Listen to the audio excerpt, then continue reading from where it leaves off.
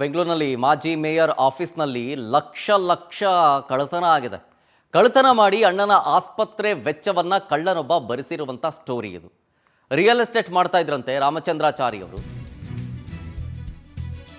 ಅಲ್ಲಿ ಕಳ್ಳತನ ಆಗಿರೋದು. ಯಲಹಂಕ ಉಪನಗರ ಪೊಲೀಸರಿಂದ ಕಳ್ಳನನ್ನ ಅರೆಸ್ಟ್ ಮಾಡಲಾಗಿದೆ. ಈಗ ನಿಜಕ್ಕೂ ಆ ಕಳ್ಳನ ಕಥೆನೇ ರೋಚಕ. 10 ಲಕ್ಷ ಎಗರಿಸಿರ್ತಾನೆ ಆ ಕಳ್ಳ. ಎಲ್ಲಿಂದ?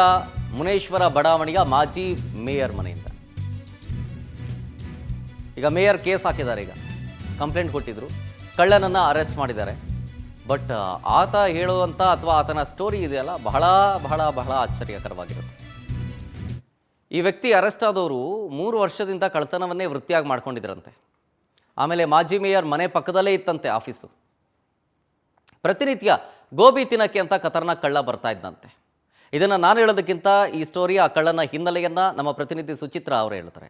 ಸುಚಿತ್ರಾ, ಈ ಖತರ್ನಾಕ್ ಕಳ್ಳನ ಹಿಸ್ಟ್ರಿ ಏನು ಅಂತ ಪೊಲೀಸರ ತನಿಖೆಯಲ್ಲಿ ಏನೇನು ಬಾಯ್ಬಿಟ್ಟಿದ್ದಾನೆ?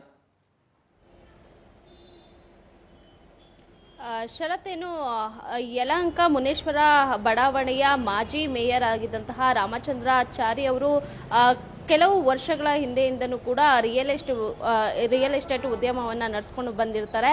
ಅವರ ಮನೆಯ ಪಕ್ಕದಲ್ಲೇ ಅವರ ಒಂದು ಆಫೀಸ್ ಇರುತ್ತೆ. ಈ ಒಂದು ಸಂದರ್ಭದಲ್ಲಿ ಅವರು ಬರ್ತಿದ್ದಂತಹ ವೇಳೆ ಎಲ್ಲವನ್ನ ಗಮನಿಸಿದಂತಹ ಈ ಕಳ್ಳ ಅವರ ಮನೆಯ ಮುಂದೆ ಒಂದು ಗೋಬಿ ಅಂಗಡಿ ಇರುತ್ತೆ. ಗೋಬಿಯನ್ನ ತಿಂತ ಎಲ್ಲವನ್ನು ಕೂಡ ಅಬ್ಸರ್ವ್ ಮಾಡ್ತಾ ಇರ್ತಾನೆ. ಆನಂತರದಲ್ಲಿ ಇವರು ಒಂದು ದಿನ 10 ಲಕ್ಷ ಹಣವನ್ನ ಅದೇ ಒಂದು ಆಫೀಸ್ನಲ್ಲಿ ಇಟ್ಟು ಶೆಟರ್ ಮೇಲ್ಗಡೆ ಅವನು ಕೀಯನ್ನ ಇಟ್ಟು ಹೋಗಿರ್ತಾರೆ ಮಾಜಿ ಮೇಯರ್. ಇದನ್ನ ಗಮನಿಸಿದಂತಹ ಕಳ್ಳ ಆ ಒಂದು ಕೀಯನ್ನ ತೆಗೆದುಕೊಂಡು ಬಂದು ಆ ಒಂದು 10 ಲಕ್ಷ ಹಣವನ್ನ ಕದ್ದೊಯ್ದಿರ್ತಾನೆ. ಈ ಒಂದು ಪ್ರಕರಣಕ್ಕೆ ಸಂಬಂಧಪಟ್ಟಂತೆ ಯಲಹಂಕ